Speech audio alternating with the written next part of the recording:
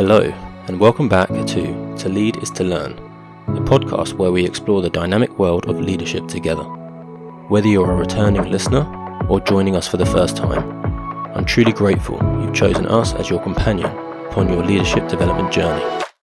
Our mission here is simple: to empower you with the knowledge, skills, and insights needed to excel in leadership.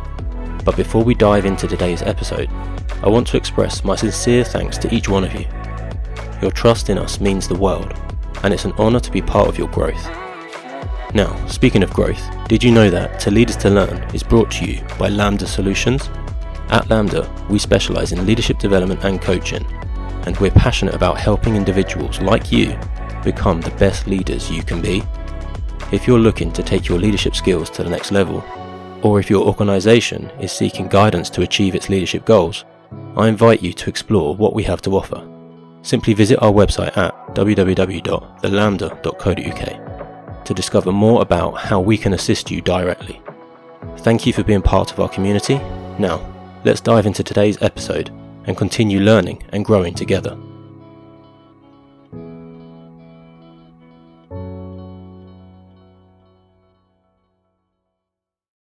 In today's special episode, we will be talking to an experienced leader about their experience of leadership, challenges they have faced, and any thoughts and visions for the future.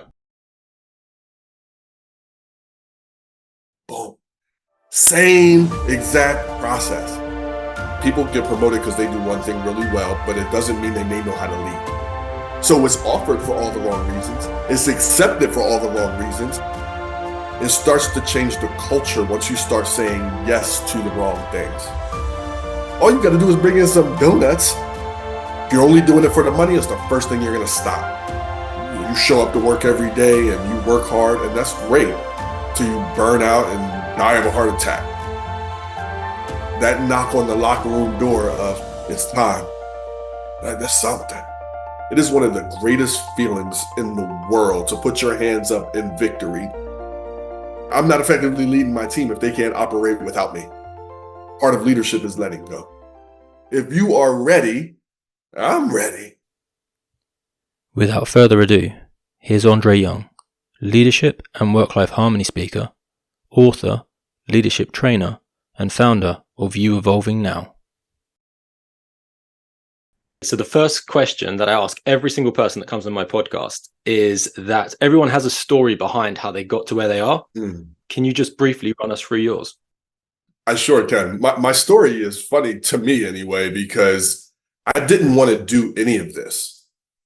I didn't want to speak. I didn't want to write. And I tell people all the time, now I can't shut up and stop writing books. So everything is pretty much worked out. But the story came from, I was a mental health therapist for 19 years. Always loved helping people. Even when I look back in my high school yearbook, I was in groups that help people. So it was a natural thing for me. Mental health, I thought I would retire from. I absolutely loved it until I burnt out from it. So 19 years of mental health, but I think I burnt out like around year 15. And so now I get to be able to help people through that within organizations, which is pretty cool. And with everything, when I burnt out as an employee, everything that I was saying, although I was right, I was so wrong about how often I said it, who I said it to, how I said it, and how I disconnected from my people, my team, my passion. And through that time, I was also going through a divorce.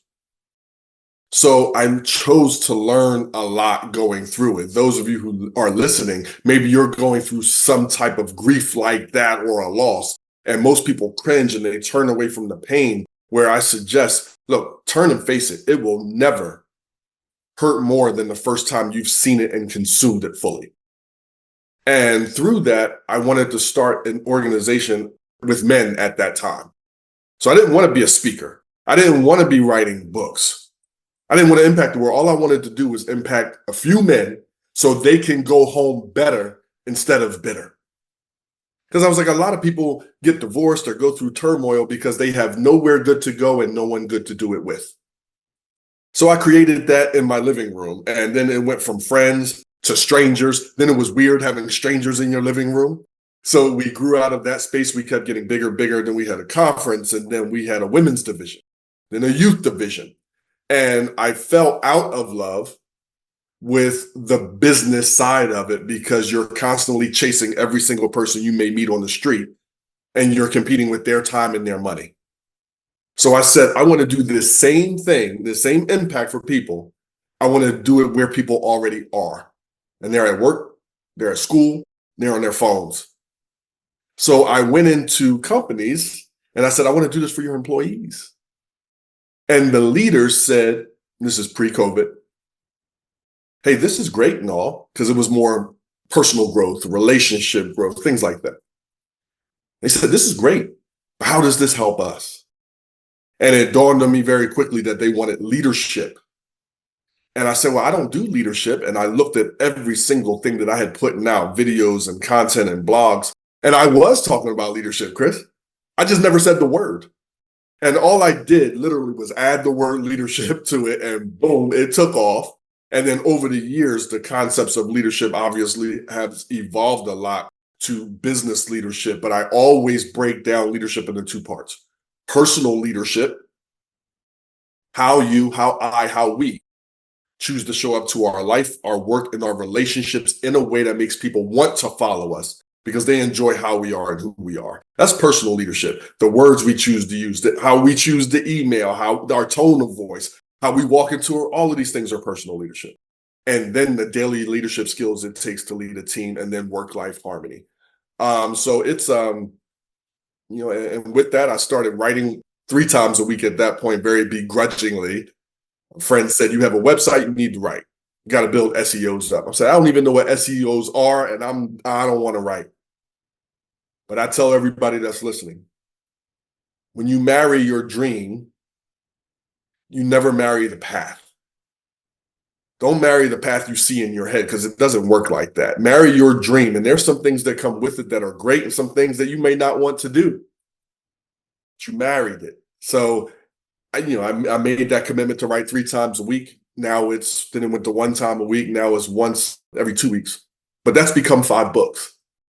So it's one of the best decisions that I've ever made and really surrendered to. And that's how all of this started. So I just wanted to be like the hair club president and member, and be a part of the group. And then I kept standing up and never sat back down. I wrote consistently and took it to the right people. And now I get to do it worldwide. It's really interesting through that story that you just gave to us that it started with men, which were people very similar to yourself that had gone through similar to yourself. What changed then that meant that you expanded to women and then youth? What did you have to change about your approach going from men focused to women to youth? Do you know I am so, proud of this answer. Nothing. Mm. I had to change nothing. And a testament to that is 3 years ago, I was asked to speak to a science research institute, and they had a summer program. And they said, listen, we have the adults, we have their counselors that are teenagers and college students, and then we have down to 3rd graders. So you're talking about 8, 9 years old. And I said, oh my goodness, I don't do that young, and I don't really dumb down my stuff. And I will say everything that I write, and it's on the back of my book, is common sense and easy to apply. Because if it's not, people are too busy to use it. And that's including kids. Kids are as busy as many adults with their schedules and their sports and their organized activities. So I never had to dumb it down. I never had to change anything because the truth is the truth. And when you say it simple enough, you ever hear a leader within an organization or a politician speak and they said a bunch of words, but they said nothing? Yeah. They said a bunch of jargon. They said a lot of stuff that sounded smart. Everything that I share, and I encourage every leader, if your 13-year-old cannot say it and understand it, is too daggone long, too daggone convoluted, too daggone jargon filled. Simplify, and then you can always expand as necessary. I love the fact that you just said nothing changes. It's the same no matter what. And I think there's too many people that go, okay, this is my target audience, but actually for you, it's everyone. It is. It really is. So there's 2 sides to that. Because when you first start a business, you have a product, you naively believe it is for everyone. You really do. So you try to sell it to everyone. And then the first group that takes it, oh, it's stuck. So now that's the direction I'm going to go. Eventually, you niche it down. And I have niched mine down to leadership and work-life harmony for companies and organizations. However, everything that I talk to, I have found that is for everyone. You just got to be ready.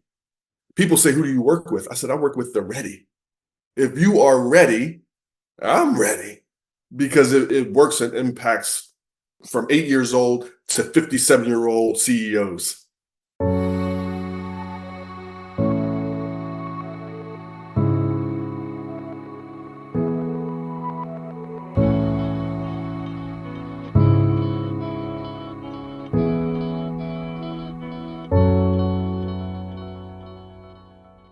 So going from your background then, which was within the mental health therapy sector, what transferable skills have you brought across then? What have you still kept hold of, and what have you actually dropped away? Hmm.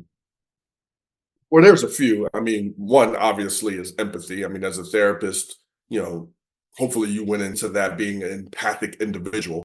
And empathy doesn't mean soft. So here's a big thing. There's a couple big things.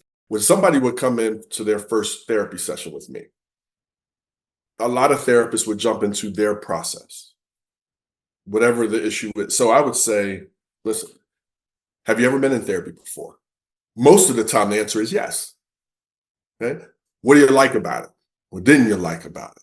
What'd you like from your old therapist? What didn't you like? What do you want to get out of working with me? Okay, great. This is how I work and how we can customize it. At some point, because now they're smiling. Many therapists don't start like that, talk like that. So now they're smiling. They're like, oh, I feel really comfortable. And then I make this statement. I'm glad to be working with you, and I'm glad you're enjoying it too. Now, at some point, I might have to say something that's going to be hard to hear or challenging or ask some questions, but I wouldn't be doing my job if I didn't. Is that going to be okay? They say yes. So, I mean, no one has ever said no, ever. So at some point, I know that that's coming. They're going to say something that doesn't align. Their behavior is not going to match with what they said. Something's going to happen. And whether it's 3 months from now, 3 days from now, 3 sessions from now, or 3 minutes from now, I get to say when it happens, hey, you remember that time when I said I was going to have to ask some questions or say something? And they nod just like you're nodding now. And I simply say, you ready? And you will watch that person physically and emotionally brace for impact. And now you can say what you need to say in an empathic but real way. And that has transferred into sales and leadership. So in sales, I'm on a sales call with you. I get to say, I don't spew my menu and how I work and all of the great things that I have. Hey, Chris, what do you want to get out of bringing someone like me in? And then that individual says they're paying, and either I can match what I have, customize, create, or refer. Either I have the medicine or I can help you get the medicine. In leadership, when I am, starting and setting expectations with a team, whether I'm a new leader or I went to Andre Young's training and then taking it back to my team, I get to say, hey, Chris, so happy to have you on the team. We're going to have some great times with some great wins. We're going to be sure to celebrate it all. As with anything, there's going to be hiccups. And there may be times I might have to ask some questions or say some things that may be hard to hear, but it's always to get you great and for us to stay elite. Is that going to be okay? Boom. Same exact process. So now, whether it's 3 months later or 3 days later, hey, Chris, you remember that time where I said I might have to ask some questions? Okay, you ready? And then I've come up with like the 7 languages of professionals. Hey, you've been doing great with this. You mentioned your language was incentives and flexibility. It's going to be hard for us to stay flexible with you coming in at 10:30 every day when you're supposed to be here at 10. Can you help me to understand what's going on with that? It helps leaders stay connected, to still challenge, to be empathic, and to build solutions without always having to be the hammer, because most leaders are anxious about having that tough conversation. So there's a lot of things that coincide with therapy and leadership. And there, of course, there's a lot more, but that is really something that first came to mind. I really like the way you sort of talked through that, in the sense that it's almost like you're meeting halfway and then you're asking for permission, in a sense, to work with them, to lead them. Like, it's always asking permission and getting buy-in from them. It does. For me, it increases connection. And it never ceases to amaze me how much more people will do for you, with you, because of you, and forgive about things and you and your mistakes or requests or change when they have a better connection with you. People can work anywhere now, literally, with hybrid and remote work. Like I don't say my employees, I outsource a lot of what I do, and the team is very tight, even though they're worldwide. And I want to connect with my people so well that they can have other opportunities, but they never want to leave me. I don't expect to keep them for 30 years. Who does that these days? It's, some companies do, but it's rare. So I don't expect to keep them for 30, but I want to keep them. And it's not about making people happy. It's about making people feel respected, honored, passionate. And I have a rule. I only work with the 3 Ps. People have to be positive, passionate, and productive. And that is my job as a leader, to ensure that they have the capability to do that. So before we sort of explore a little bit more about your leadership approaches and your books that you've actually written, when did you actually identify that you were a great leader? That's a very good question. That's the first time I've been asked that question. Here's an answer to the question.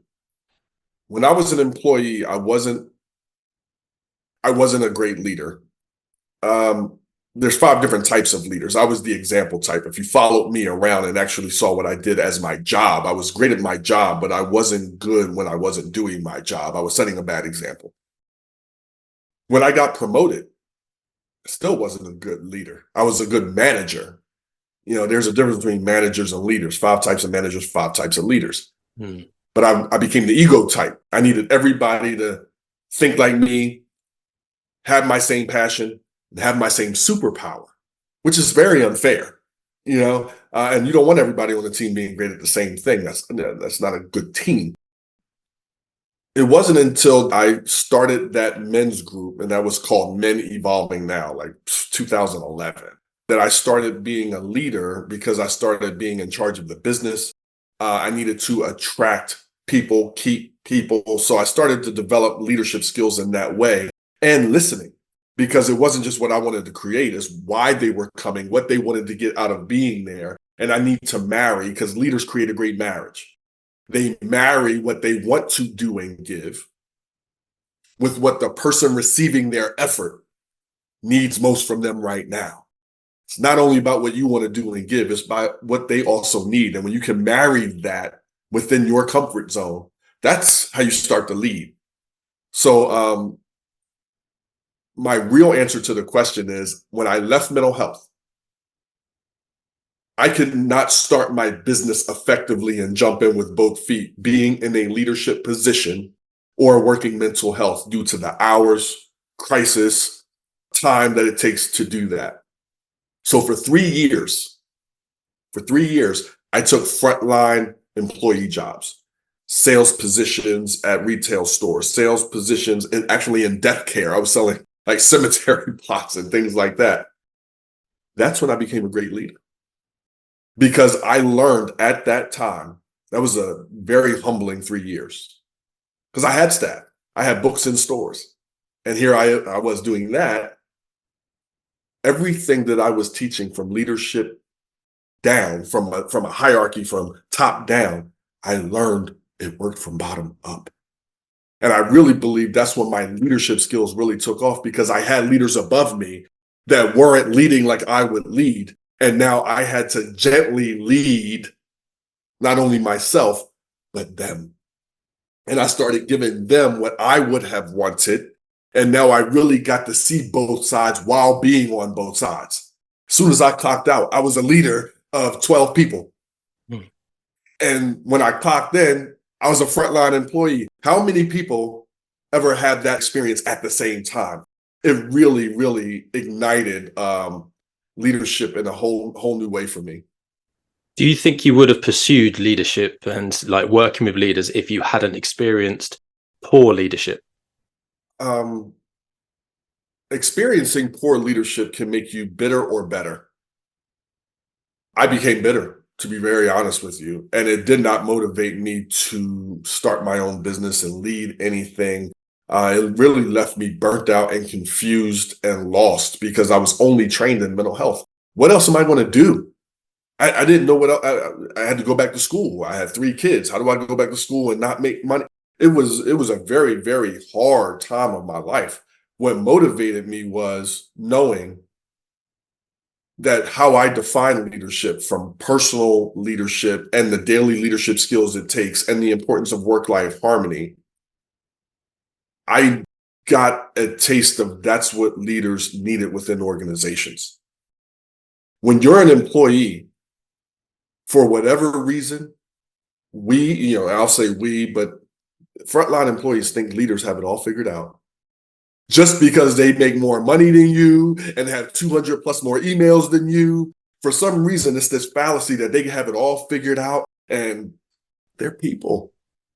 They are people. And a lot of times they got promoted, and this is no knock on anyone listening that's in a position of leadership at an organization. Most people get promoted not because they know how to lead. They did one thing really well. You sell $1 million worth of product, you will inevitably be offered the sales leader, sales manager position. Doesn't mean you know how to lead anyone. Most companies will offer it. Most people will not turn it down because you're going to give me more money, more job security, a title, more ego. How do I tell my family I'm not going to take it? So it's offered for all the wrong reasons. It's accepted for all the wrong reasons. Now you lose your top producer here, gain your worst leader here, and now all heck breaks loose. So when you realize how much that happens and you start to get into a leadership position and you look around, and now I get to go and service companies. Everybody's good people. I don't meet monsters. Like, people are great. They want to do great. But why would they know how to lead? They didn't go to leadership school. They didn't take leadership training. They were offered a position. They do it, and they do it based on their thoughts of how they got there, speaking the language that they speak. And okay, it was successful for you. The people under you that think the same, act the same, you're going to connect with. What about the rest? Yeah. And that really limits diversity in a way. There is a dearth of diversity within leadership positions. Like, everyone thinks the same, looks the same, acts the same, makes the same decisions. And yeah, I am a big believer that that's why a lot of organizations fail when they suddenly come across challenges, is because no one ever knows what to do and everyone thinks the same. Or they're slow to make a decision because you're listening to everyone. And at some point, speed of decisions matter. Now, if you're building a bridge and saving a life, like, by all means, like, do it right. But the speed in making decisions and the speed in scrapping and speed of fine tuning matters. It really does matter. And to take it back to the mental health aspect, I ran group therapy sessions for maybe 15 years. So to sit in, it's not always comfortable hearing ideas that are opposite of yours, or that are challenging, or maybe seemingly out of left field. So being able to do that now, to sit in a leadership position and hear your team, whether they're happy, frustrated, disgruntled, or whatever, share ideas. And how do you stay on topic, get off topic, get back on topic, block someone that may be a negative Nick or a Nancy in a respectful manner, call on someone over here that may be more quiet, see a facial gesture or eyebrow raised or foot tapping over here to say, hey, it looks like you have something to share, and not ignore it. So much of that goes hand in hand, and whether it's on virtual calls or live. Yeah, it's interesting. You brought up like the body sort of language, the micro expressions that people do as well. Like, there's a whole level of self-awareness that leaders need in order to just be able to see what other people might be experiencing within a meeting, within a room, and then calling on them at the right time. How do people develop that then? Because at the moment we're talking about the fact that we take the best person, I don't know, selling something, we promote them to positions. They're not trained at all. Like, Yeah. they're left to suddenly, like, you have to learn this. The first answer that stepped in my mind, well, number one is repetition. I mean, anything you do a lot, you tend to get better at. There was one incident in my life that I remember and I flashback to, and I still kick myself for it, and it helped so much. So when I was graduating my master's program for counseling psychology, we had to do a transcript. So you had to record a 10-minute session of a therapy session and write down every single word. It was, you know how much you speak in 10 minutes? Two people speak in 10 minutes. Like, I never want to do that again, but that was 1999, so that was so long ago. We have AI now that can help with all of that. So my answer was, we taped it. And for every response that I said, I had to create an alternative response. So in doing that, I was like, oh, not only don't want to say a lot because I don't want to write a lot, but my alternative response that I came up with after listening to it was always so much better. So I learned your first response typically is not your best response. So just because you feel it, leaders, we don't operate off of our emotion of the minute. Everybody else might. You do not. Because typically the first thing you say might not be the best thing that you say. So you can think before you speak, know yourself of when is the right time to do so. And sometimes it is now and you got to just do it. But I was doing a session with someone, and on the recording, my client did one of these. Like, her eyes got really big and it was a split second. And I kept talking.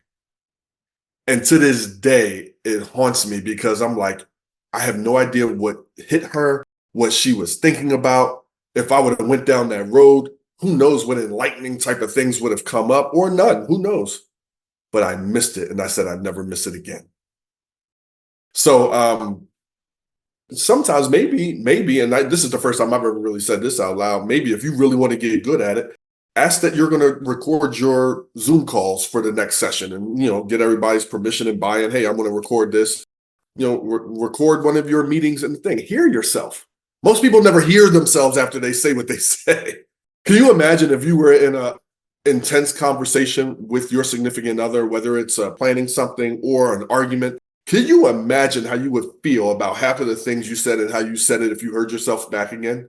Can you imagine what you would change? Same thing happens on the job. So that's something that really stood out for me. And I know that's an extreme thing. I know we're all busy. You guys listening, I'm not going to record myself. Hey, do or don't, but it certainly was helpful. And then another thing that I would say is have your one-on-one meetings. When you have your one-on-one meetings, it's the number one canceled and rescheduled meeting across every organization.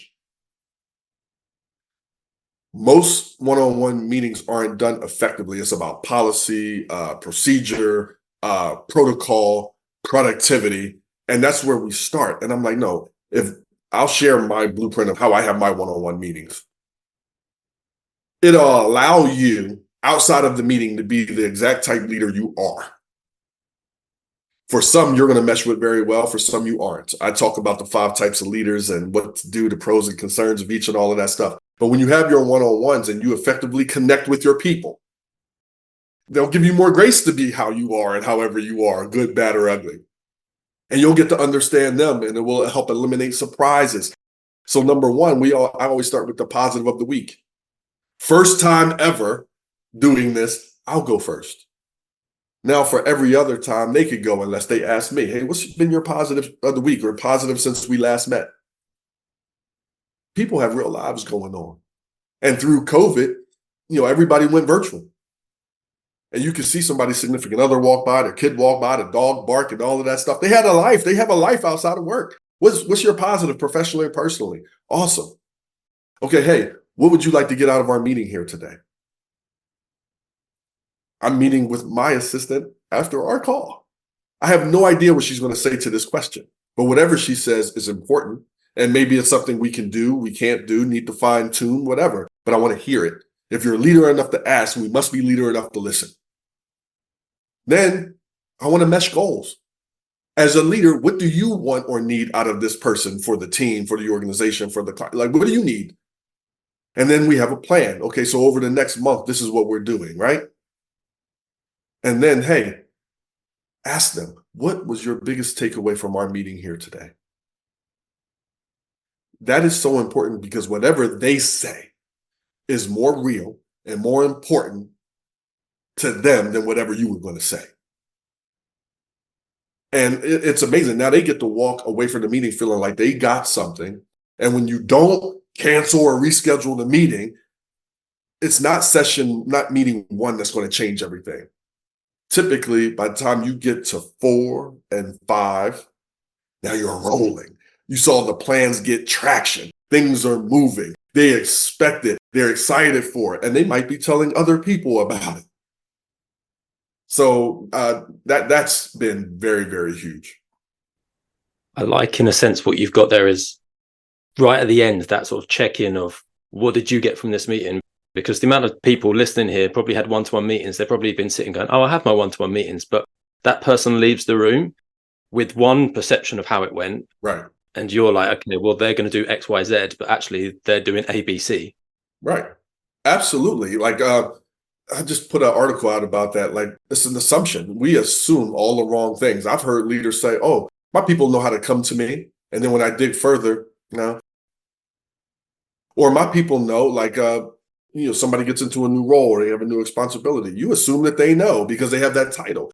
They may not know at all. And they certainly don't want to tell you because then they may feel small or inferior or incompetent or weak.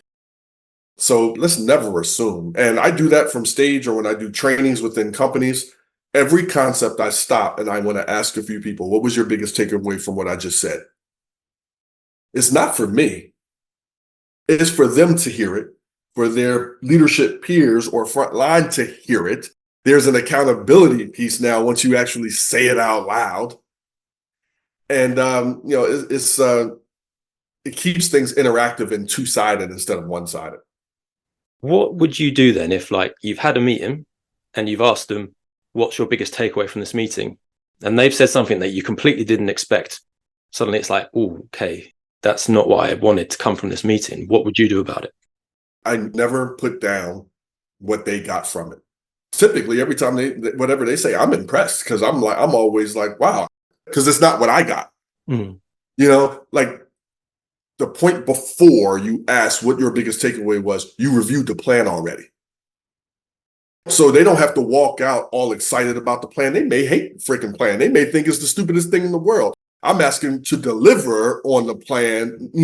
I want you to be bought in, but every plan isn't, how many times did you sit in a meeting and your idea didn't win? So you still need to follow through. So because right before asking the biggest takeaway, we said, hey, okay, so this is what you wanted to get out of the meeting. This is what I need out of the meeting. So this is our plan moving forward, right? It's already a given that the plan is happening. Now, what was your biggest takeaway? Typically, it's not always about the plan. For instance, I was in one meeting with one of my team members. Annie, if you're listening, you're awesome. You're a rock star. And the web team said, this is the way that we want to go marketing wise. And I said, I don't agree with that idea. If we're going to do email marketing, I do not want to be spammy. I don't like when people spam me and start selling without connecting. So if this is what we're going to do, this is the way we need to stay on brand and doing it. Now, the truth is the way that she's talking about, the idea that she talked about, it works. People are making a lot of money off of what I just mentioned. I said, I don't want to do it that way. When I asked, what was your biggest takeaway? She said, I like that you said no. You're the first person that said no to it. Typically, whatever we say to do, people do it just because they think it's going to be effective, but you held to your values and the brand of what we are. I didn't know that's what she was going to say. So whatever they got from it is a good thing. Their biggest takeaway. Let them walk away with it. If you feel compelled as a leader to share your big takeaway, you go first, but it always ends with them having the last word of their biggest takeaway because they get to walk away feeling better. And heard in a sense. And heard, yes, very much so. And I like that example you just gave as well, like the fact she experienced that meeting and what you said in a very different way to you. And she connected with it in a very different level than just a surface level of, oh, okay, we're doing something differently. It's like, I like that you stuck with your values. That means that, that almost gives you a reinforcement that what you're doing is working. Right. And well, thank you. And then the fact that she's bought in, like, it's okay to change. Like, change, I say change is inevitable, growth isn't. Change is inevitable, evolution isn't. If I would have said yes to that, and I keep saying yes to things that everybody else is doing just to do it and get bigger and get money, money can be made in different ways. It starts to change the culture once you start saying yes to the wrong things. People are going to stay with me, stay with you, stay with your organization because of your values and the culture. Once you start doing what everybody else is doing and becoming everybody else, why should they stay? They can go anywhere else. So they have other, like, outsource, they can go to other clients. I mean, they're here, but I want them to be passionate when they're on a call with me.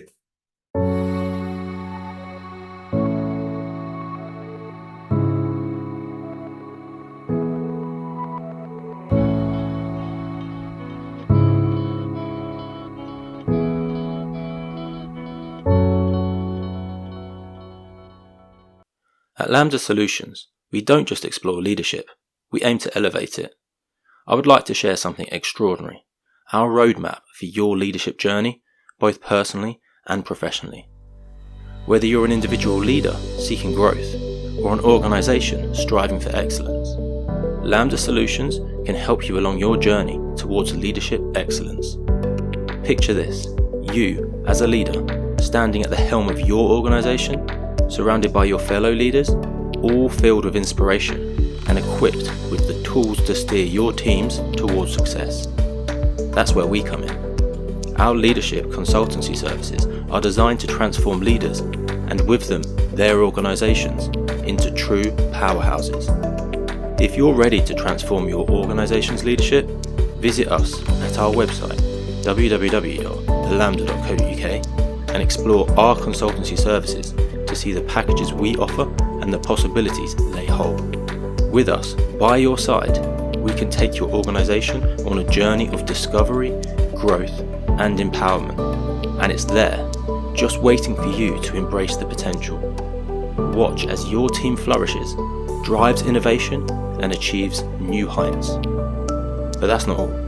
We understand that every leader is unique, and your growth is deeply personal. This is where our coaching services come in. We can be there as a consistent beacon, guiding you through uncertainty, growth, and any challenges, supporting you in the moments of need along your quest for professional excellence. Imagine having someone by your side, a coach who understands your goals and challenges and empowers you to achieve your full potential. Our leadership coaching services are that guiding hand you've been searching for. Unleash the leader within you with our one-to-one coaching packages, tailored to your aspirations, whether you're an aspiring leader, a seasoned professional, or somewhere in between. We at Lambda Solutions are here to support you on your journey. The time has come for your leadership story to shine. Visit us at www.thelambda.co.uk to explore the world of possibilities with Lambda Solutions.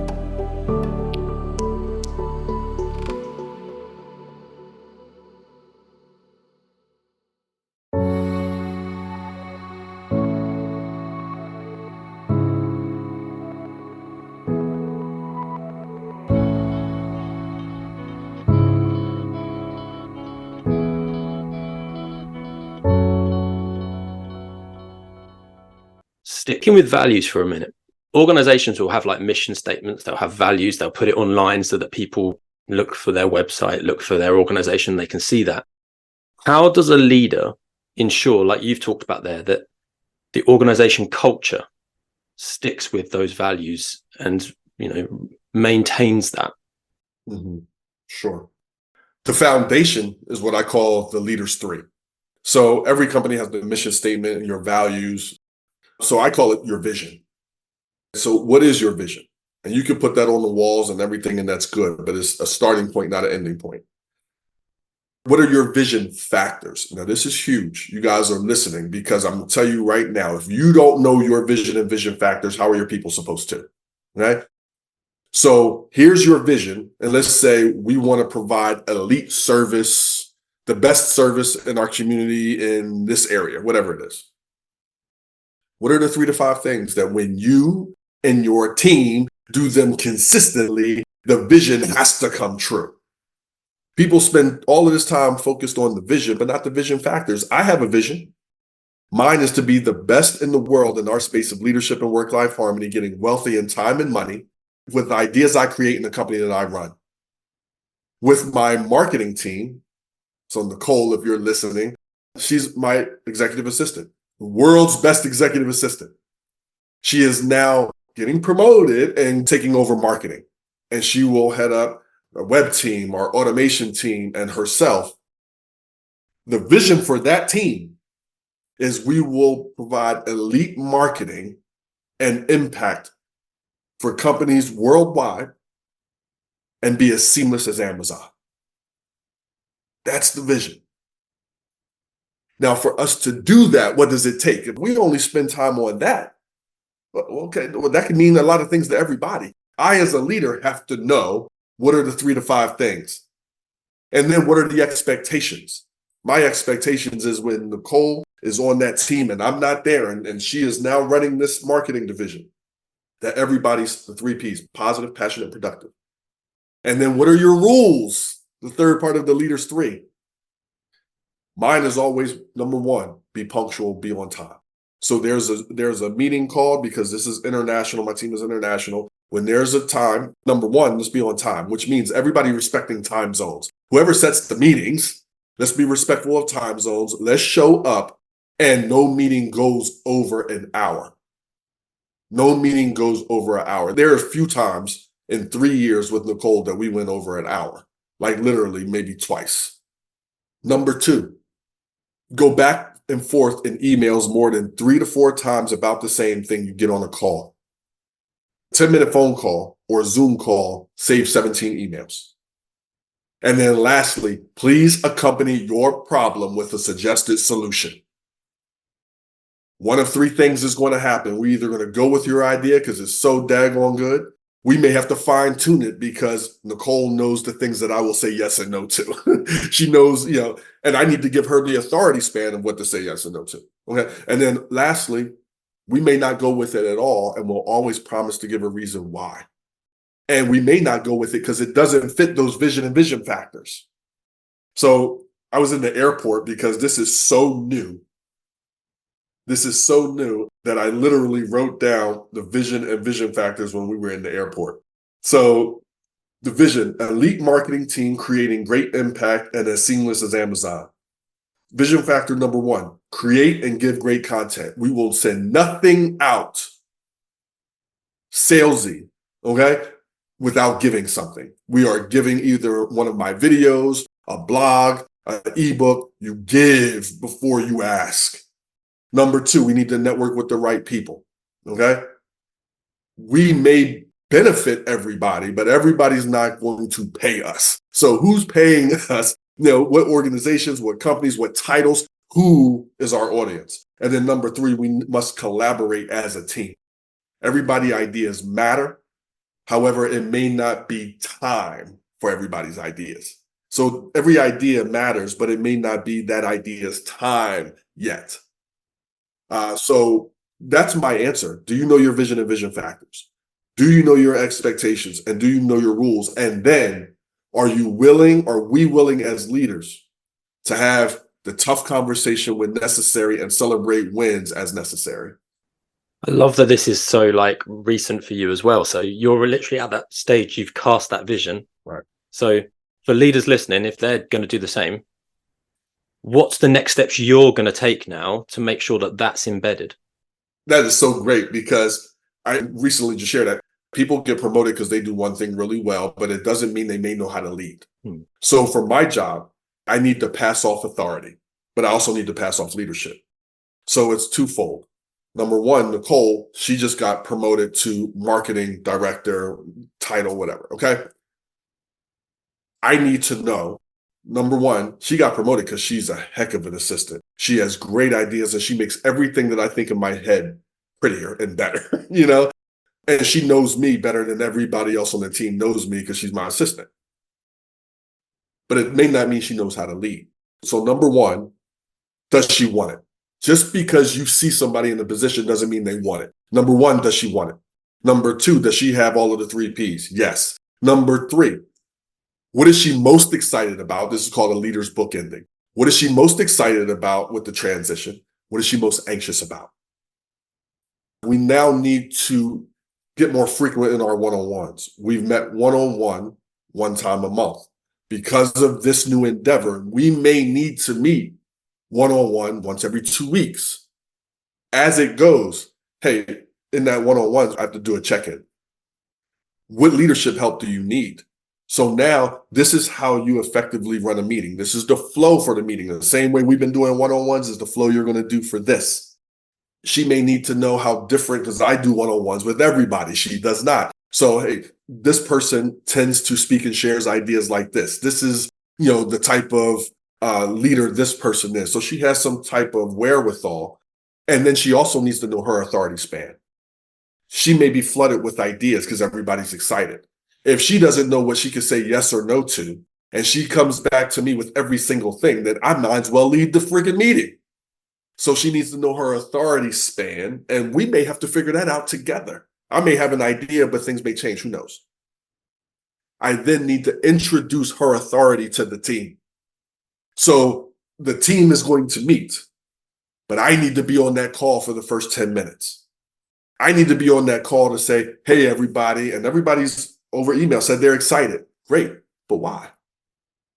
I don't know why they're excited. Maybe they think their idea is going to win. I don't know, but I'm glad everybody's excited. But why are they excited? So, hey, this is what we're doing. I'm glad that everybody's in. Hey, look, this is our leaders 3 for it. This is the vision. This is my vision factors for it. This is the expectations. This is the rules. Here's the blueprint of how we're going to be. We're going in this direction. How we get there is up for debate, but not that we get there. We will be elite in doing this. Nicole, she will be leading the meeting. She's going to be me from now on in these meetings. We want everybody to have this. Hey, what are you excited about? Blah, blah, blah. And then I need to exclude myself and back up out the call and then give that to her. So that's the flow of all of these things that need to happen in order for me to transfer authority. I like that you're talking about like empowering, because at the moment you have the gravitas and you need to then pass it over and remove yourself. And I think there's a lot of leaders out there that are insecure and therefore do not remove themselves. Just a bit of honesty in it. How confident are you with that stepping back? I'm very confident in it. One, for all of the team members, and they're all experts in what they do. So I have a whole lot more comfortability because they're not employees. They literally have their own businesses doing what they do. I outsource. I am bringing the outsourced team together to be a team. And the second thing is it's leadership. At some point, when it's time to step away. And if I stay in it longer, it's because I'm actively saying that I don't trust my team. And I do. I really do. I've worked with each of them so much and they're great. My business can only go to a certain level if everybody's operating in their own way, in their own division without talking to anyone. Why wouldn't I put the best minds that I have together in a room to say, where are we going marketing wise? They all are doing their piece, but we're not effectively marketing if they aren't doing it together. They're not. And as a leader, it is not my job to be in the weeds. And there's things that I have chosen not to let go Okay. Like this does as much for me as it does to the world. So I still post my own things. I will never give that away. But I no longer need to be in the middle of this. And actually, the more successful I get and the more I'm out and running the world and doing these things and doing my family, if we can only have these meetings when I'm available, I'm not effectively leading my team if they can't operate without me. Yeah. So one last part on this then. What came first for you? Was it the vision for how you're going to do marketing and change that? Or was it the idea to promote Nicole up? The goal came first. And the goal is different from all of that. Mm-hmm. So for me, like, what do you want? You want a successful marriage and never get divorced? That's your goal. Now, what's your vision? And then all of that other stuff. My goal has changed over the years. So my goal first was that going to just make enough money to pay your bills. So, you can work for yourself.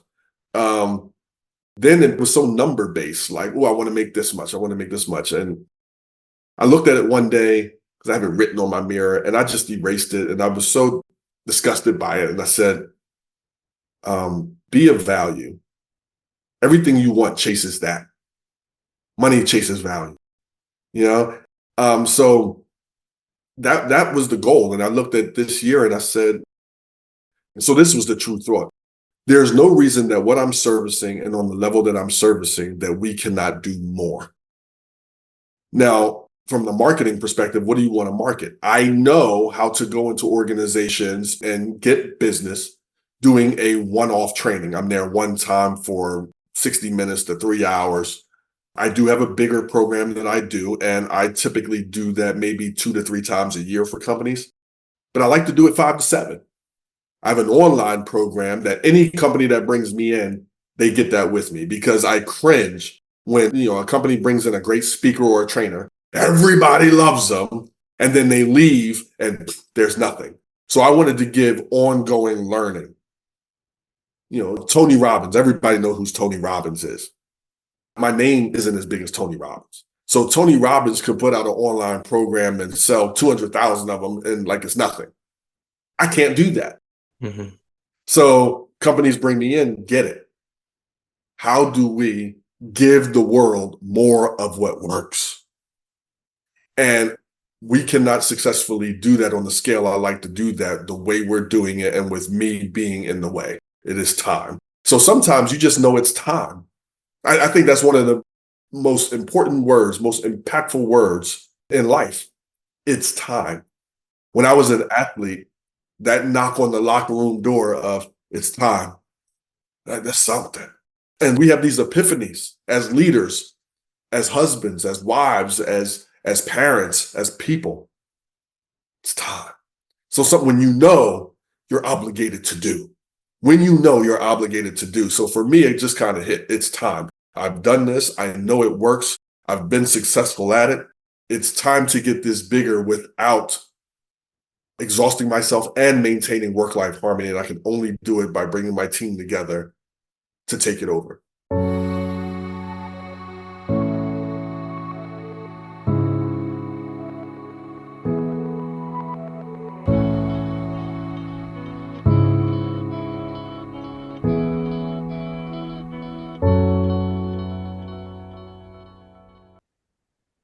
You touched on when you were an athlete, and that's something I actually found out about you before we had this call, that you have the background in sports.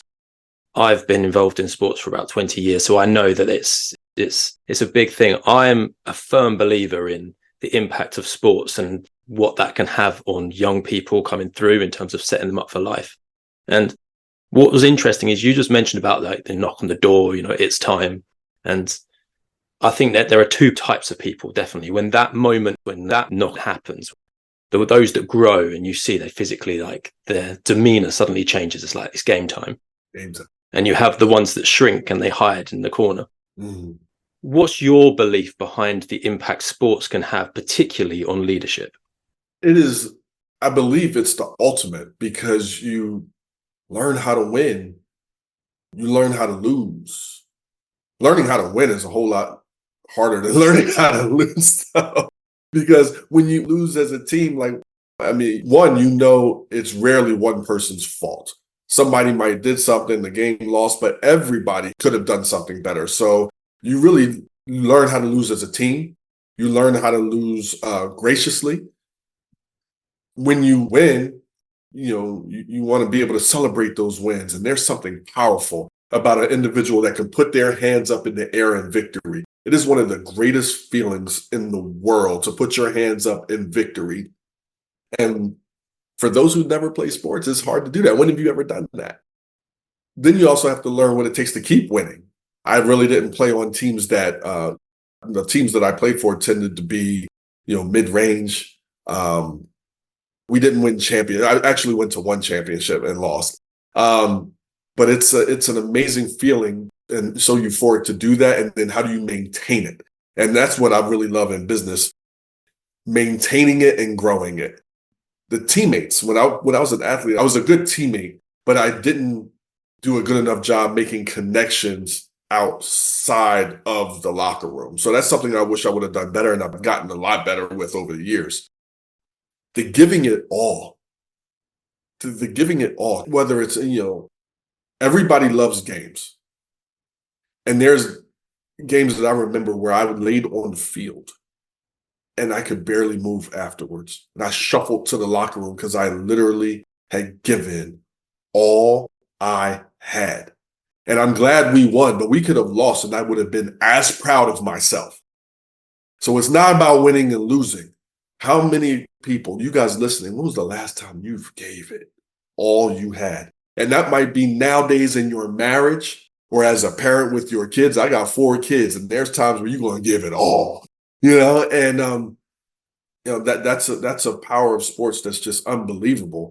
I've lost games, but gave it my all. And me and the opposing guy that I gave it to, and he gave it to me all game long, we hugged afterwards like we were brothers. Everybody that you go against is not your enemy. Sometimes that mutual respect is just amazing. So there's nothing like sport, no matter the sport, you're going to find out who you really are. And you got to fall in love with practice. Here's the thing about sports. Anybody that's listening and you have kids, please let them know they're going to practice more than they ever play in a game. You got to fall in love with the process, the grind of it. And that's what I love about my business. Every day I wake up with the same passion and I love the daily part of it. And most people, when you like it, that's the first thing you're going to stop. If you're only doing it for the money, it's the first thing you're going to stop.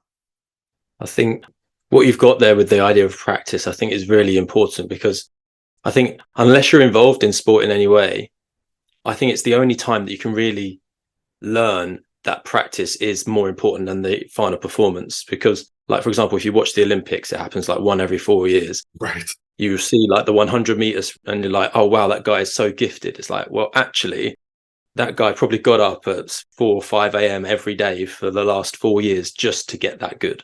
Absolutely. Absolutely. Somebody asked me if I still get nervous when I go on stage. And I say, probably a tiny bit. I am so prepared.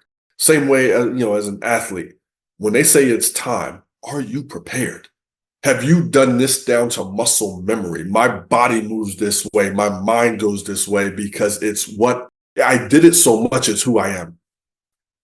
And I love being on stage and people can ask a question and I can, okay, boom. This is something that I would do. And to be able to teach from stage and not just give a speech from stage is 2 different things. And I think this idea of practice as well sort of links to something else which I found out about you, is the way that you talk about better, not busy. Yes. Yeah, a lot of people are addicted to their busy. And let me preface, busy pays the bills. Okay? I have a list of things I get to do in a day to effectively lead my business. 15 to 20 things to effectively do my business every day. That is the busy work. Busy pays the bills. So I am not knocking your list. You're a type A person, cross it off. However, at the top of my page, I write wins. WINS, wins. I never have 15 to 20 wins in a day. I typically have 1 to 3 wins in a day. those wins make me better, makes the company better. So everybody's going to be, busy. Your busy never is going to stop. But if that's all you are, busy, that doesn't allow growth. It doesn't allow evolution. Think about life outside of work. You get off work, you take your kid to this game, to this practice. You want to eat, you want to cook dinner. You've been busy. You worked hard all day. You were busy, busy, busy. Doesn't mean you went anywhere. Doesn't mean your life got any better. Doesn't mean you're going to make more money. It doesn't mean you're going to do anything. You've just been busy. I don't want to live busy. I want to live better. And I want to do better. I could be busy in my marriage. Doesn't mean we're getting better. I could be busy doing all of these things with my team, but unless I have a process that I mentioned to you that I'm going to do with my team, that's better. Yeah. People wear busy like a badge of honor and they want an applause for it. Look how busy I am. Yeah. Have you ever walked into a restaurant, a medical procedure, a hospital, and they're busy, busy, busy, running around with their heads cut off, getting things done? The job got done. How'd you feel about it? Would you go back? So, busy is not as attractive as it sounds. Yeah. I have a phrase that I use, which is passive aggressive work hours. And it's the people who sit there and it's like, oh, did you see what time Andre turned up to work today? Did you see how early he left? And it's just this idea of just because you clocked in at this time and you left at this time. Right. It's what you did, not how long you spent. My last job as an employee, we had to do a certain amount of units. So it was like 5 units a day. I forget how it even works. But I remember, so our job was to go out into the community and we would go to our patients' homes that suffered from schizophrenia. So I remember having all my units done. And I came back to the office like an hour early because I needed to turn the company car in. And as I sat there, it was like it was going to be held against me if I left. And they kept trying to give me more work. And I was like, well, can I leave? Like, if I did what I was going to do for the day, like, and I'm not knocking doing more, but I'm like, shouldn't I be able to go? And, so what happens is employees, they did their units, took the car somewhere else, went out to eat, and then brought it back at 5. So when they could drop the car off, they could just go home. Like, so you don't want your employees playing these type of games. Let them do great. So every company has different things and protocols. Don't let me get you fired for, saying Andre Young said this. But I will take positive, passionate, and productive than people just sitting around trying to look busy and be busy. I think that's passive. Another P for you. And here's the thing. In my professional life, for my business, when I start feeling busy and overwhelmed with busy work, I immediately now know it's time for a change. I am in the weeds too much, and this is something that somebody else could be doing. Every single time I start to feel that way, I know it's time. Yeah, I think we have a culture as well within the workplace where we've mentioned it before. People get promoted for doing well at something, for, maybe being really productive and for doing X and Y above and beyond. And I think that can reinforce this busy feeling of like, oh, so-and-so got promoted by being busy. They were always doing something. So I need to be busy. And that sort of creates that culture. How can we create a culture of better and not busy? Well, it's twofold. So one, we can have a leader that is thinking like you just said, and really sharing that with the team of what it looks like. Because we have to understand, there are some people that are going to adhere to that. There are some people who don't want to do much, who want to go home, who want to do this thing. There's other people who do wear that badge. They want to be seen, or, they may be type A and busy is their thing. So now when you say stop doing this, well, I don't know how to take that. So creating a culture where the leader is saying, this is the vision, this is the vision factors, this is the expectations, and this is what the rules are about this better over busy culture. And then you want to bring people in and start recruiting people that are of that mindset as well. Now, what if you're the employee and you would like to be better over busy. I call it a leader's idea. You want to be able to bring an idea to a leader and say, hey, Chris, this is something that's been going. I've been feeling really inundated lately. I've been feeling really busy lately. And I have an idea that I think can help me feel less busy and be more productive. And I would love to hear what you like about it. And if anything, you'd fine tune about it. So I want to ask for your time. I want to say my problem. Here's my suggested solution. And I want to be able to remove my ego to say, hey, what do you like? And is there anything you would fine tune? Here's part two. Because maybe they like it and give you the green light. Maybe I don't really know. That's not what we do around here. Hey, let me give it a go for 2 weeks or a month. And if there's no issue, we continue. If there is an issue, we can stop or modify. Can you give me 2 weeks or a month? And let's see how this goes. And if it's good, good. If it's not, we can go back. You're going to find out a lot about who you work for when you go that way. Maybe they have the power to give you the green light. Maybe they don't. Maybe they like the idea, but their boss isn't going to. Who knows what's going to happen? But that's the way that we approach it.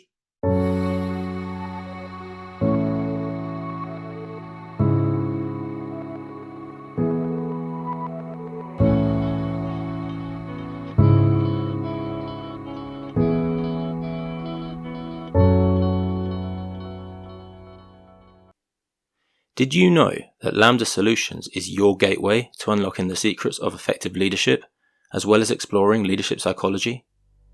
We not only have this podcast where we explore some of the most topical concepts within leadership and connect you with the wisdom and experience of a community of leaders, we also have a growing treasure trove of leadership wisdom just waiting to be discovered.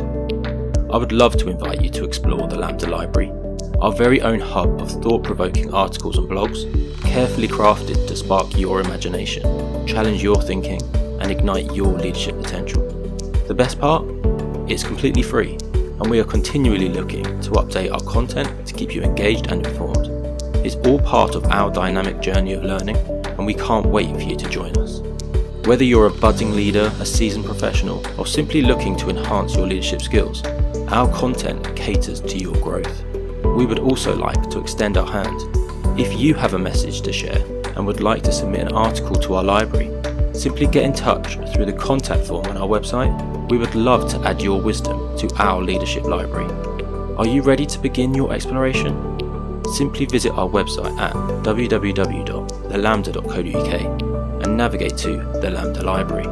You'll find our growing library of leadership articles waiting for you. You can then add us to your bookmarks to supplement your sources of consistent, high-quality leadership content. Discover insights, uncover strategies, and elevate your leadership game.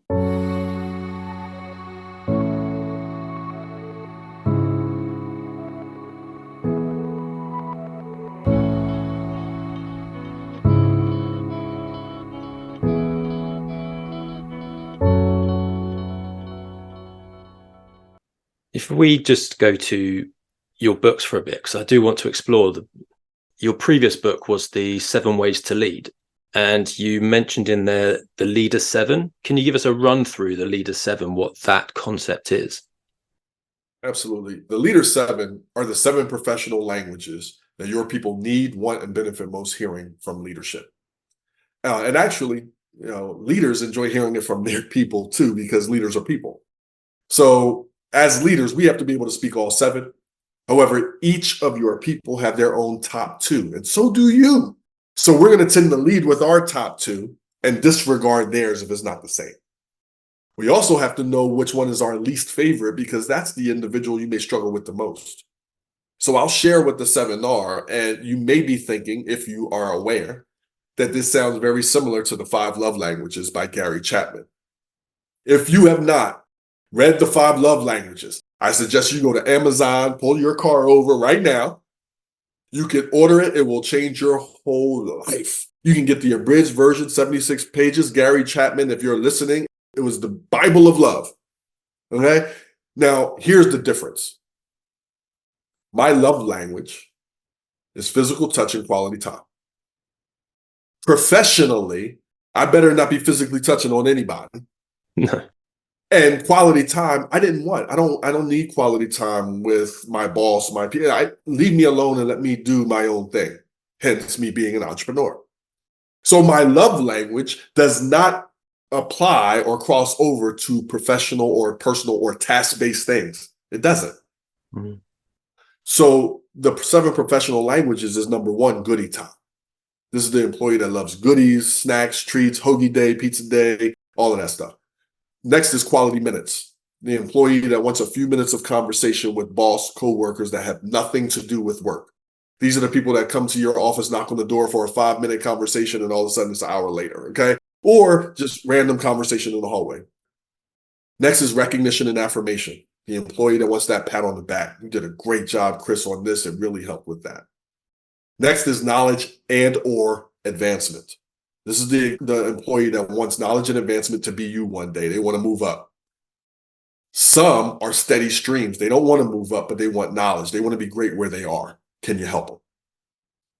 Next is incentives. Can they be incentivized for doing their job? You know, some people have company trips, company competitions, things like that.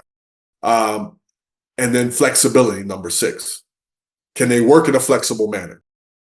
Can their ideas be flexibly implemented into things? Then lastly is respect. This is the employee that wants to be, 1, do they have the tools to be successful? 2, manners matter.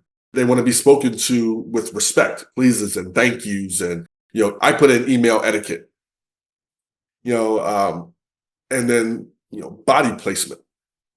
I had a boss one time, I was sitting down and came up and stood over me, close proximity and talking down to me. I had to stand up and say, whoa, whoa, whoa, whoa. Like, this is unacceptable, So those are the 7. Everyone has their top 2. You do a graph. There's one employee that's, let's say the leader is knowledge and advancement and incentives, let's just say. So typically they're going to try to promote everybody. I'm going to give you knowledge. I'm going to teach you. I want you to be me one day. I want everybody to move up. And if you do, you get this and this, you get that. But if most of your employees are goodie time and recognition and affirmation, you're missing the mark, aren't you? All you got to do is bring in some donuts and tell people they're doing a good job, whether it's an email, a pat on the back personally, and they're fine. And then we as leaders get to have a professional temper tantrum of, look how much I'm doing for people. I got people all of these trainings nobody signs up for. I got incentives and nobody's getting them. But that's not what they want. So marry what you want to do and give with what your people need most right now. And now, because you're going to have your one-on-ones consistently, you can be you out there. But in here, you know how to speak to them, or you can put it on your calendar. Maybe they're a quality minutes person, and your least favorite is quality minutes, but they circled it. So now every Thursday, I know I'm going to get up and walk around the office and make sure I especially talk to the people that are quality minutes and ask how they're doing, how's their weekend, how their kids are doing in the game, in their weekend game. It's the way we connect. Do you believe that people can change which ones resonate with them at particular times? Absolutely. Absolutely. I tell leaders, beware of the leader 7. When you implement it, you are choosing to implement it annually. You're going to ask annually. The last thing you want to be doing is speaking somebody's old language. When I first started, I was knowledge and advancement and respect. I am now flexibility and respect.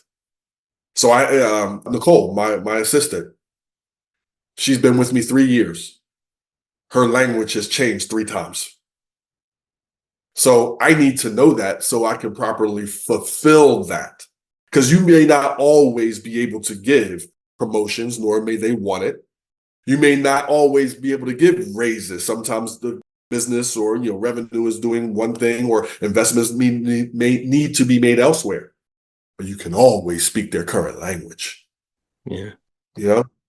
Yeah, I guess as well, if you are always doing the same thing for everyone, I call it sheep dipping. Basically, everyone's being treated the same way. you're missing the mark with so many people, and what's going to happen is they're going to leave, and the only ones who stay are the ones that resonate with you. And then once again, we've squashed all diversity because everyone thinks the same and will do the same. Right. And it impacts you as a leader too. Like, back to sports. You know how many personalities are on a football team? It's a 53-man roster. You know how many personalities that is? And all of them need to be clicking and have a brotherhood, sisterhood in order to be successful and win the championship. And you run in a business if you don't want to win the championship. Mm. I want to win the championship of my business. So it only comes when you can. I don't want to always say motivate. I rarely say that. You want to hire and bring on motivated people. It is your job to lead them. So speaking their language can indirectly motivate them. But I want to impact, I want to influence, I want to protect, and I want to set expectations with my people, with motivated people. Now we're leading. Yeah. Now we're leading. I like that you said there, you don't motivate. I'm a firm believer that as a leader, you don't motivate. You can kill motivation, but you don't motivate. Right. You want to bring in the right people that are motivated. And, those that are not, some people are just going through things in life and they don't have the motivation. Maybe they just lost someone, or they're going through a divorce, or maybe they have health issues. So this is my baby. I don't expect anybody, no one can be as excited about my child than me. This is my business, this is my baby. You're the CEO, this is your baby. You're a manager, this is your team. I don't expect everybody to be as excited about it or work as long as I do and, jot ideas down in airports like I do. I do want commitment. I do want a commitment to excellence. It's my job to foster that. Mm-hmm. And then when I foster it, they'll foster it with each other. I've played around in terms of the leadership stuff that I write with the 5 love languages. And I love that I found someone else who has actually, done something with that and found something that resonates. Because it's so true that you may be like resonating with someone and going, I'm showing them like recognition, but they may not understand it because it's not their way of seeing it. Or they just don't, appreciate it as much. And then you get offended that they're not appreciating it, the same thing happens in our relationships. You want great work-life harmony, know your partners, know your kids' love language, share yours, share when they change. And your love language may become their worst. Like gifts is not my thing, but there was an era in my wife's life where gifts became important to her. I'm like, oh crap, but once you know, you can't unknow. And once you know, you're obligated to do, but not do outside of your capacity. Right? Whenever you do, you want to do a little bit outside your comfort zone, but not so much that you wind up resenting them or the task. That is so important. That is so important. You have to maintain your boundaries too, Yeah. It's that idea of working together, that relationship. And that's so important. All of the people listening to this podcast, it's one of the things I think that's resonated throughout the entirety of this discussion is leading is about maintaining that relationship between you and them. Right. It's not absent of boundaries. I just put out a video today called A Leader's Forgiveness. And, there's times where you're going to have to forgive employees for doing certain things, and they might have to forgive their leaders for doing certain things, big and small. Part of forgiveness is setting boundaries. Forgiveness isn't the absence of boundaries. It's okay to have a boundary. Like there's the boss that stood over me and tried to have a conversation. That's a hard boundary. We're not doing that. How I respond and how he or she responds is now a choice, but it's okay to have boundaries. I think like different things like standing in doorways and, the way you speak. And it's the idea that you said about pausing before you say something, because the emotional response is going to come out in a very different way. And that can then rile them up. Oh, absolutely. Or they might already be riled up. Now we can't have 2 riled up individuals standing in the hallway or on a Zoom call. It's happened. It happens more often than people think. It happens in companies and teams and meetings all the time. Now some organizations promote it. I was going to put out a video today called A Leader's Fight. However, I didn't believe 'tis the season to do so. So that'll come later. but some companies respond that way. Some cultures say, let's get at it. Long as, we fight fast, we make up fast. So given the nature or the culture, it's respected, it's rewarded, it's promoted. And others, not so much. So you got to know where you are, who that other person is, and being able to really move forward. In those environments, you might not want to bring in somebody that's more meek or doesn't operate that way. It doesn't make you wrong, but it certainly makes it not for them. And let's be honest about how we operate before you bring somebody into it. I guess as an organization, you're responsible for your employees. And if it's not the right environment for them, it might be better for them to go work elsewhere. And we as an organization should be looking after our employees in the sense that if that's what's best for them, then let's make it happen. Right. Hey, I think you'd be great at this. This is the culture of things here. If you can fit and adjust, great. If not, we may look for somewhere else, or maybe this division, or maybe somewhere else is a better fit for you, because we want to create a win. It's always about a win for them. And the win for them, sometimes we have to let go. Mm-hmm. Sometimes you have to let go of your high performers for all of the right reasons. Sometimes you have to let go of your potentials for all of the right reasons. You got a lot of people who you keep hoping will do it. You see you in them, but they're not doing it. Sometimes leadership is letting go. Even as a parent, I have a 15-year-old upstairs right now. Love this boy to death. He's a football player. When I find myself wanting it more than him, I may have to let go the future I see to see what he does about the future he says he wants. So it doesn't mean I let go completely, but sometimes I got to let go enough that what are you putting into it if I don't tell you? Yeah. Part of leadership is letting go. And that almost circles back to what you learned from the therapy work that you did. Like you said, you brought in the idea of referring. If I can't fix it for you, if we don't work well together, we'll refer you. And I think that's a massive part of leadership, is having that security that, okay. Right. I never want a client banging their head and dreading coming in. And I don't want to bang my head either. I matter in this relationship too. Both people are feeling that way, or one person is feeling that way. That's not going to be helpful. Now, there might be times where you're frustrated with me, and there could be times that I could be frustrated as well, but it's not, it's supposed to be momentary, not ongoing.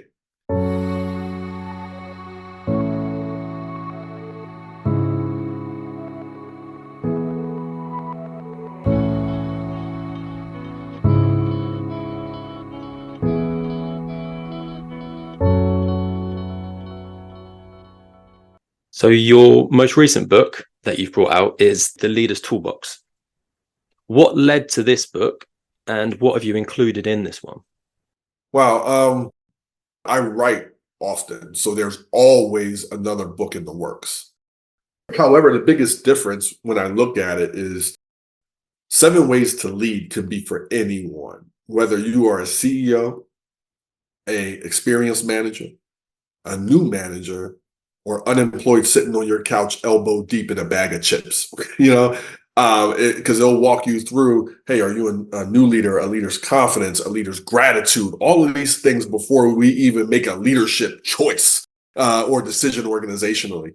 And then it's featured in Way 7, the Leader 7, those 7 professional languages, which could have been a book all on its own. If I had it to do over, I probably would have picked a different Way 7 and then had the Leader's 7 languages as a book all of its own. The Leader's Toolbox, you have to be in a position of leadership for that book to be for you, or desire to be. It's so many just tools and nuggets that sharpen tools you already have in your toolbox and add some that you may have never even thought of. The Leader's Toolbox 2 is in the works, and that will be released to my publisher in the summer of 2024. And it's been a great experience. So I just spoke down in Florida, and I did an entire organization. So from their C-suite to their managers to their front line. And, front line got 7 ways to lead. The leaders got the leader's toolbox. So that's the main difference in those books. I like that you've already got the next one. Like, you've only just done this one, you're thinking about the next one already. This is your idea of better rather than busy, isn't it? It's just, I'm always making something new. It is. And then people say, well, do you have one coming up? I also don't want to rush it. I want to write it because I want to and I enjoy it, and not because I have to. Like, so it's work-life harmony is huge for me. And I never want to be stressed for the job I created and the impact I get to make. If it's stressing me out, that's not, now, nothing is absent of stress, but I don't want to be stressed out doing something that I don't have to do. And, but it's fun.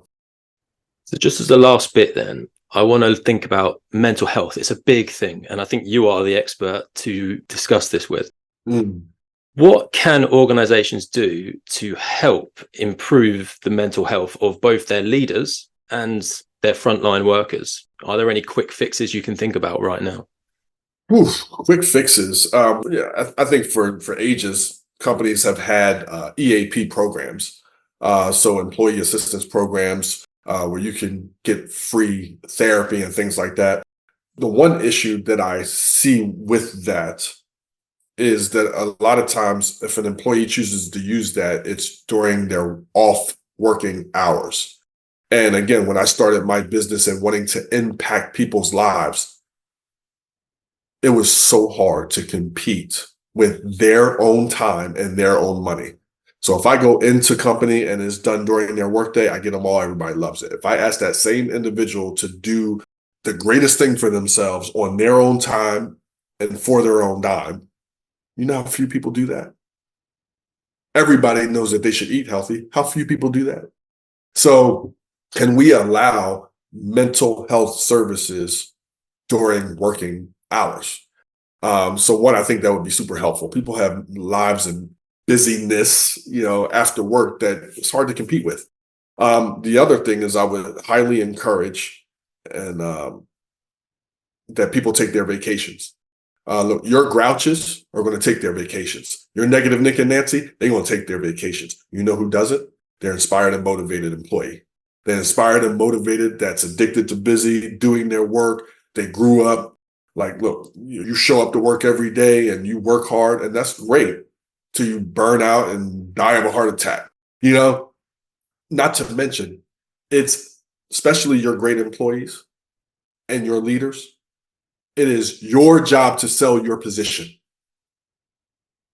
Why would someone underneath you want to be you when they see you texting and emailing from the beach, not taking vacations, dragging yourself in, severely unhealthy or on the verge of a heart attack and depression because you're working so hard?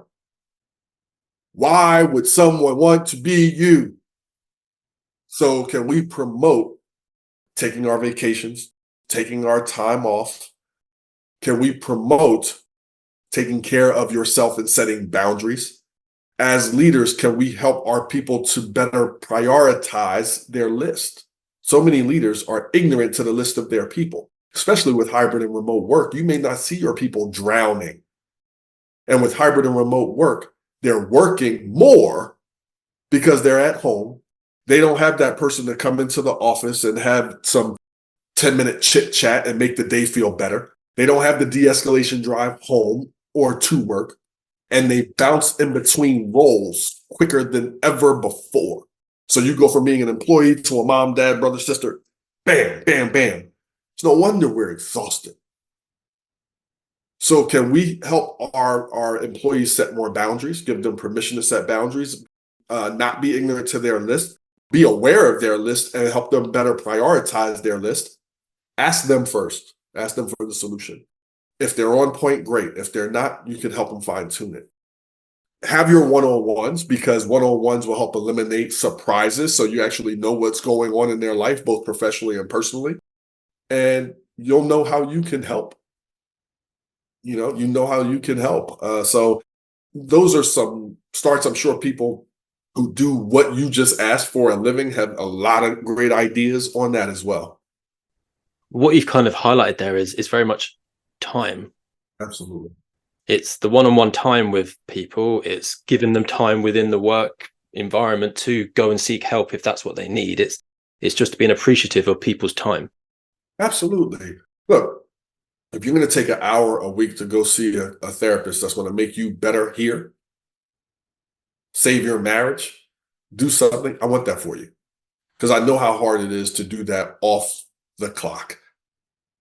You are running around at lightning speed. I have 4 kids. My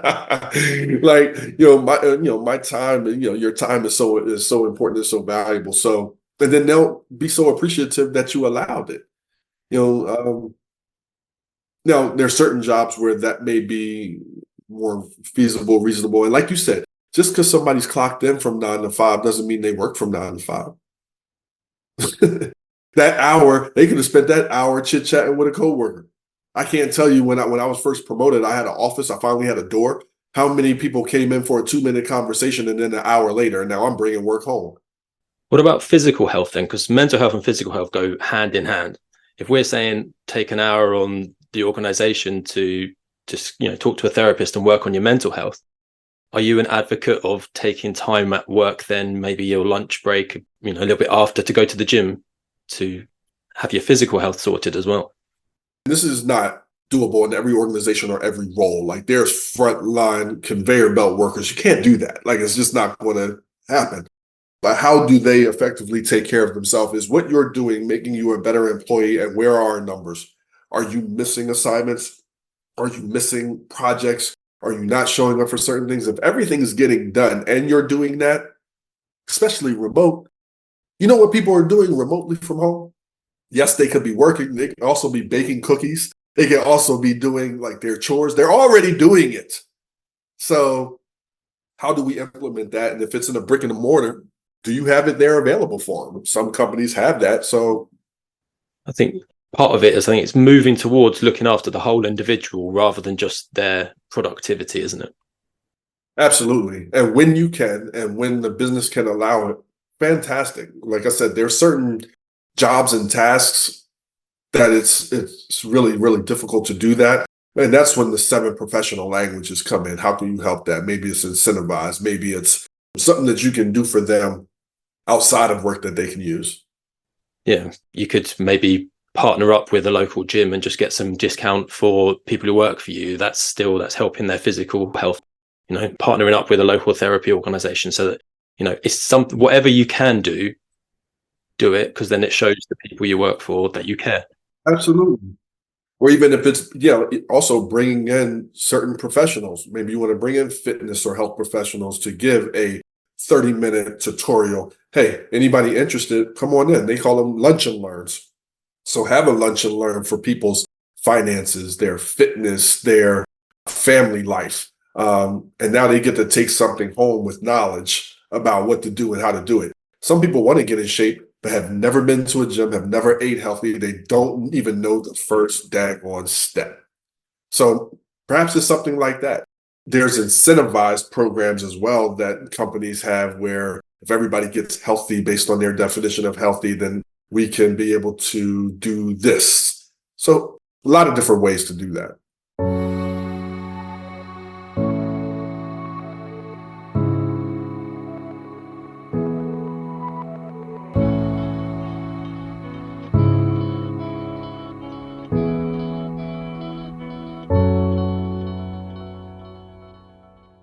Got a couple of quick fire sort of questions, ideas then.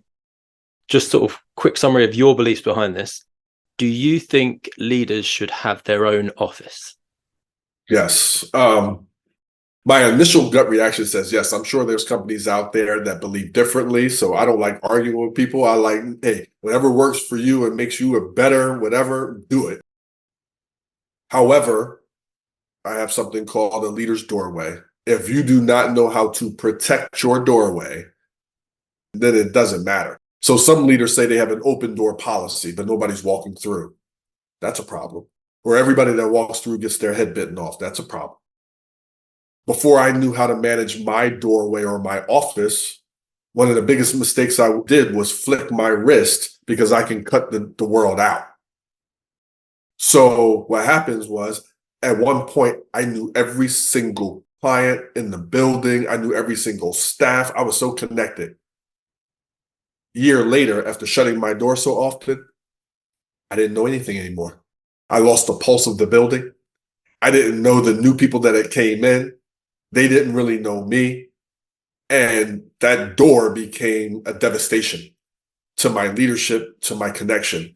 So, yes, I love the idea of being able to shut a door, get some deep work done, have a private place where people can come to, have a Zen-filled place that you feel comfortable in and other people feel comfortable in. When I was a therapist, I had one client. He was a drug dealer, and he came in, and he was a young man.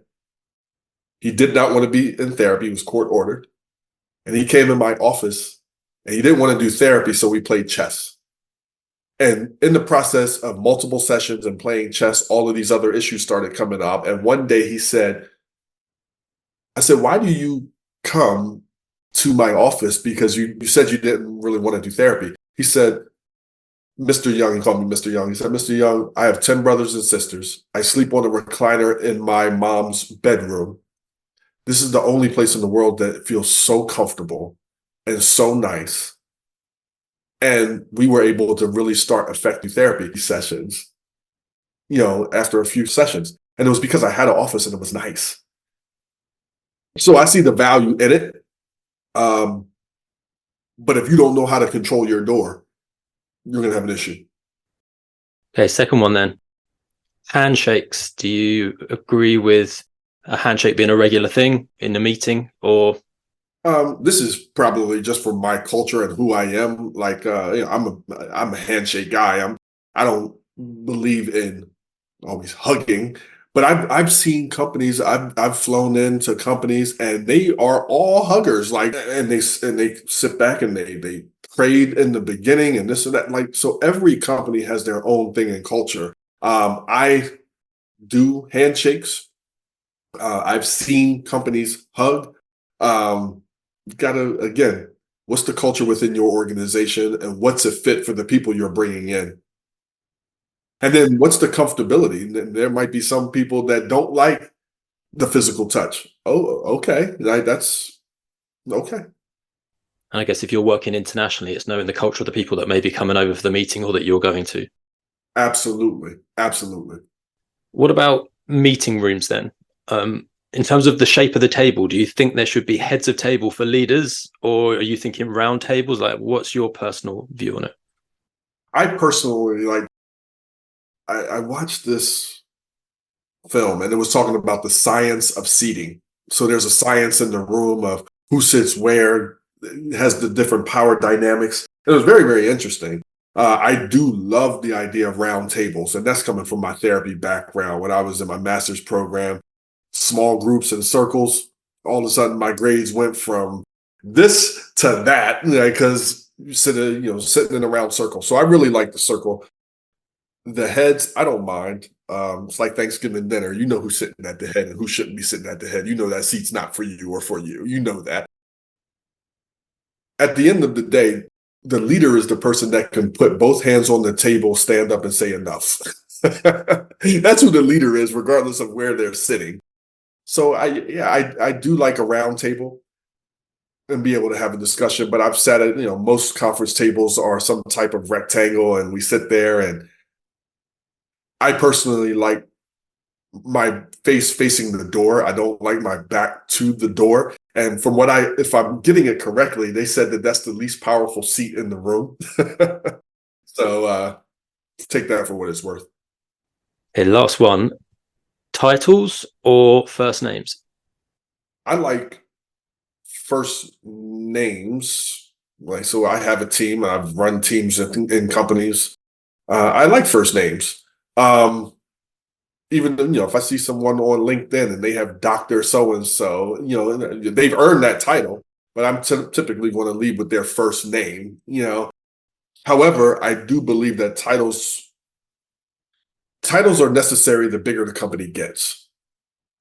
If you are running a 4-person organization, who cares about the title? The title is literally for you and it makes you feel good.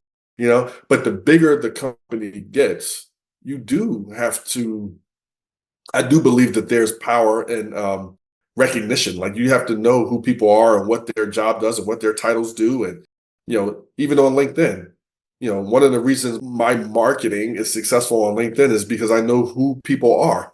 It doesn't work on Facebook because it doesn't have their title. Like, your name is Chris. That's great, but I don't know if you're my person.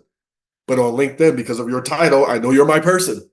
So it definitely, the bigger you get and depending on what your goal is, yeah, titles matter.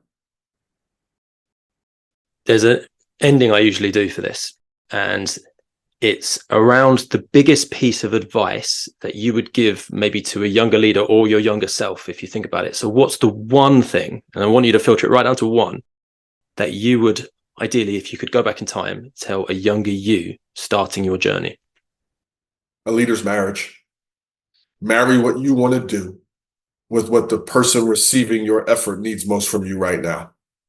If you could do that with every single person you meet, life gets great professionally and personally. You have people under you. What do they need most from you right now professionally? Do you know what you want to do and give, and marry it and do it a little bit outside your comfort zone? And it's amazing the relationships you'll have, the connections you'll have, how much more they'll do for you, with you, and forgive about the mistakes you're inevitably going to make, or the changes that you're going to have to inevitably introduce as a leader. Brilliant. Thank you. That's a really poignant bit to end on, because I think if anyone listening now does that tomorrow, then they definitely will see an improvement in their leadership and the relationship between them and their team.